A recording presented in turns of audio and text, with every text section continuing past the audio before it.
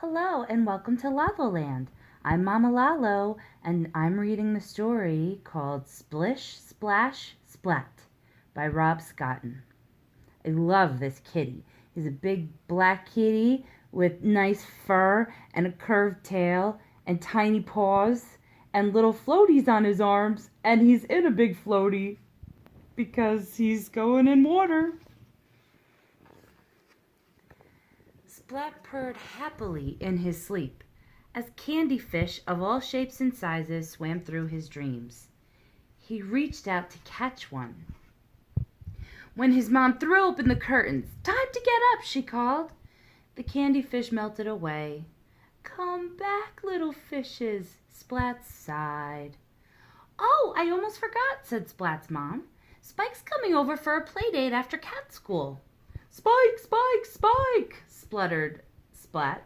"Spike will eat all the candy fish and play with my toys until they break." "There will be plenty of candy fish, and we'll put away your favorite toys," said his mom. "Although, wouldn't it be nice if you shared?" "Sure, with anyone but Spike," said Splat. "He's a show-off. He calls me names, and he doesn't like me." "I'm sure he really likes you," said Splat's mom. "Now get in the bath or you'll be late." "But water is horrible," said Splat. "It's scary and wet and makes me soggy." "And don't forget to wash behind your ears," said his mom. A few seconds later, "Finish!" cried Splat. "I think you missed a bit," said his mom. "Aw," said Splat. And with a splish, he lowered himself into the water. "Water is horrible. It's scary and wet and makes me soggy." "Oh, I almost forgot. You begin swimming lessons at school today," said his mom. Gulp. See, he sent the soap flying, and it's in the shape of a fish. "This is not going to be a good day," Splat said at breakfast. Seymour shook his head. "Not a good day at all," Splat said on his way to school. Seymour shook his head. "Can this day get any worse?" Splat asked. Seymour looked through Splat's legs and nodded. "Hi, Splatty! Last one to school's a loser," said Spike with a grin. Spike sped through a puddle with a splash and was gone. "What a show-off," said Splat. "This is definitely going to be the worst day ever." In class, Mrs. Wimpy Dimple made an announcement. "Today, class, we are going to learn how to swim." The class fell silent. Almost. "Hurrah!" cheered Plank. "How weird," said Splat. "Class, to the swimming pool," continued Mrs. Wimpy Dimple.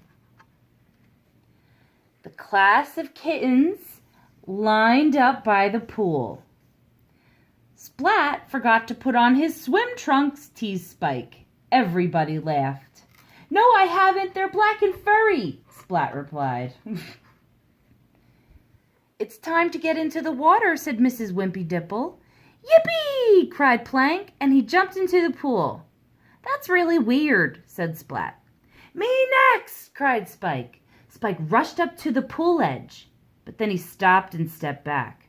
"I forgot something," he said. Some of the class slowly stepped into the pool. "Me next!" cried Spike again. He rushed to the pool edge, but once again he didn't get in. "I forgot something else," he said. More of the class got into the pool. Soon there were only two cats left by the side of the pool, Splat and Spike. "Come on in," said Mrs. Wimpy Dimple. "It's a lot of fun." Splat couldn't keep quiet any longer. "Water is horrible," he blurted, hiding behind Spike. Yes, it's horrible," said Spike, hiding behind Splat.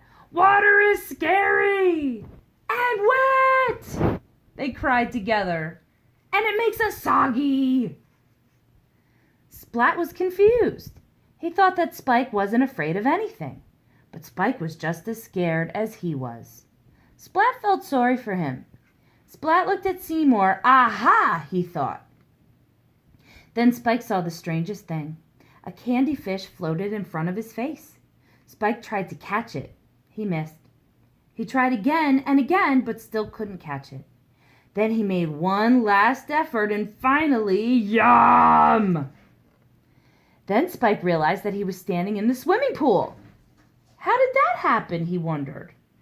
It doesn't feel horrible or scary or too wet, thought Spike. Hey, Splatty, last one to the other side is a loser. If Spike can do it, so can I, thought Splat. He took a deep breath and jumped! Splat! It tickles, said Splat. Water's not horrible at all.